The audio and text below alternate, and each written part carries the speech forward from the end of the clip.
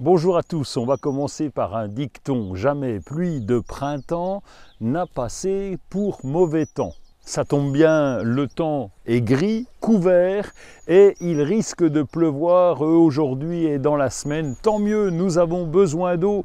Ça sera le moment de brancher les récupérateurs d'eau, mais on va en parler. La nature a besoin de flotte et le beau temps, peut-être qu'il s'agit d'un temps de pluie, allez savoir. Nous sommes au printemps, oui, c'est le 20 mars la date officielle et tout commence à fleurir dans le jardin, quelles que soient les régions. Même ici, nous sommes dans les Vosges et au-dessus de moi, vous voyez ce mirabellier qui est en fleurs. Alors dans notre jardin, c'est le premier pratiquement à fleurir. J'ai fait une petite erreur parce que c'est un mirabellier précoce et en disant on n'a eu qu'une fois des mirabelles parce que là les fleurs sont bien belles. Vous connaissez le principe de la pollinisation, les abeilles viennent se balader de fleur en fleur et là si jamais il y a un coup de gel, eh bien les fleurs vont disparaître, on n'aura pas de fruits. Et si jamais il y a trop d'eau également, eh bien il peut y avoir une coulure du pollen et là aussi ça nous pose un problème pour la fructification. On va attendre, espérons que tout se passe dans les meilleures conditions. Nous sommes au potager, mais ça n'empêche pas d'avoir des fleurs. Les fruits, c'est une chose. Vous voyez, on a construit en ferraille une gloriette qui sera habillée, lorsqu'ils seront grands, de kiwis. Bon, mais il faut qu'ils poussent et pour équilibrer un peu, eh bien, je vais mettre un jasmin étoilé, le Winter Ruby que voici, et il sera planté dans les règles de l'art parce qu'on peut encore planter en ce printemps. Il y a plein de choix chez les producteurs dans les jardineries, donc vous connaissez le principe, mais on le rappelle, on va bien tremper la motte de façon à humecter les racines. Ensuite, on va retirer le pot, on va bien gratter là également les racines de façon à casser un peu le chignon pour que les racines s'étalent dans le pot. On va rajouter du terreau à la terre de plantation, un bon trou, il faut au moins 4 à 5 fois le volume du pot. Et puis on va tasser, bien tasser, surtout bien arroser. Et pendant la première année, on va suivre cet arrosage de façon à ce que les racines puissent se développer correctement. Les carrés potagers, quels qu'ils soient, sont remplis pour la saison. Pour les plus grands, j'ai commencé à mettre des branchages, de la terre du jardin, de la terre récupérée ici ou là, le compost bien sûr. Puis je vais terminer, pour pas que ça me coûte trop cher, avec une petite couche de terreau. Ça permettra de favoriser toutes les plantations et les semis qu'on va pouvoir faire dedans. Lorsque les carrés sont prêts, on va pouvoir semer et planter. Et en ce moment, c'est la bonne saison pour les fraisiers. Il y en a beaucoup dans les magasins. J'ai choisi ici une variété Charlotte, ces variétés remontants. À noter que les fraisiers peuvent être remontants ou non remontants. Remontant, ça veut dire qu'ils produisent plusieurs fois dans la saison, et non remontant, il va y avoir une production plutôt au mois de juin, juillet, en fonction des variétés, et là vous récoltez tout d'un seul coup. Pour la plantation, c'est pareil que le trachélo, comme nous l'avons vu. On va déjà prendre les mottes, bien les humecter, ensuite on va les planter. Bon là c'est un transplantoir, ça va très vite, et on va bien tasser, suivre l'arrosage.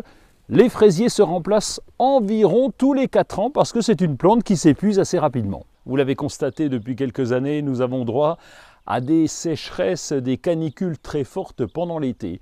On va donc travailler de 2 manières différentes. D'abord, choisir de très gros pots. Plus le pot est gros et plus il peut conserver l'eau, ça nous limite l'évaporation de l'eau, donc ça permet d'arroser un petit peu moins. Et puis ces pots, comme ici, des myrtilles, nous avons des plants de myrtilles, on va pailler la surface du pot d'au moins 5 à 10 cm. Ici, ce sont des paillages de bois. Ce paillage va nous permettre là aussi de conserver un petit peu l'eau, ça limitera là aussi les arrosages. Dans le temps, les jardiniers qui faisaient le potager pratiquaient la rotation des cultures. Qu'est-ce que la rotation des cultures? C'est de placer une plante à un endroit une année et la changer de place. Pourquoi? Tout simplement parce qu'une plante va prélever ses besoins et si on met toujours la même plante au bon endroit, au même endroit, elle va prélever, elle va épuiser le sol.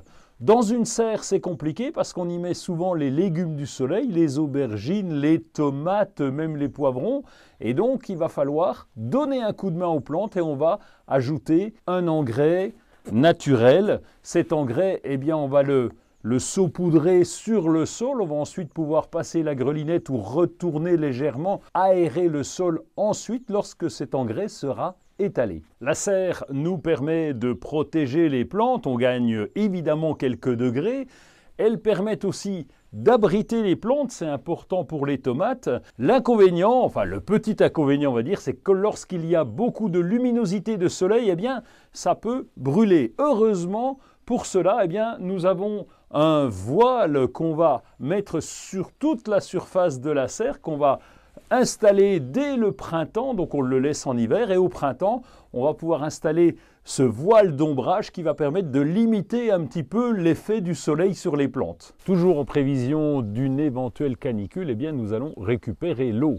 Il y aura sans doute des interdictions d'arrosage, donc le récupérateur d'eau va devenir capital pour avoir de l'eau pour arroser les pots et les différentes plantations que nous avons fait à l'automne et au printemps.